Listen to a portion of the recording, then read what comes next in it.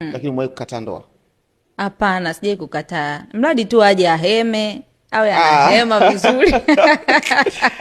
Wewe ndio vigezo vyako hivyo. Yani aheme tu, ajue kwamba kuna Mwenyezi Mungu. Yes, Hapana sasa. nafasi ziko wazi kabisa, wakaribie. Yani mimi mwenyewe nawataka vibaya mno. Unatamani kuolewa?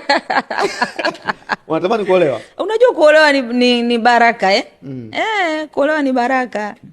Okay, so far so good. Nimekuona majukwaa mengi ya wakati wa Magufuli, by the way, ulipata sana platform.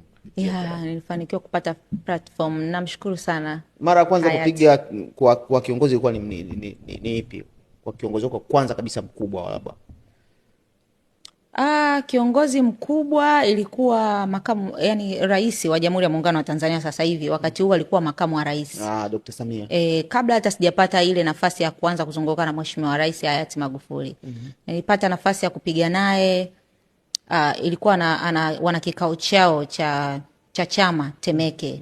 Alafu makamu wa rais ambaye ndo rais wa sasa hivi ndo alikuwa mgeni rasmi. Kwa hiyo nilipata nafasi ya kupiga pale, na ndo siku ya kwanza naongea na makamu wa rais. Yani moja kwa moja alikufuata kabisa.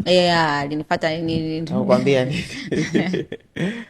Alinipa tu pongezi, si unajua mwanamke afu akiona kuna binti amekuja anafanya, afu kipindi kile ndo nilikuwa nikifanya zile clip zinasambaa kwenye magrupu mbalimbali.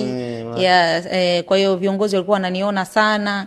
Kwa hiyo ile ilinipa nafasi nzuri ya viongozi kunijua. Kwa hiyo mheshimiwa alipofika tu pale alijua kabisa huyu ndio yule binti. Kwa hiyo alipita moja kwa moja kwangu na akanipa pongezi na maneno ambayo ya kuto kunikatisha tamaa.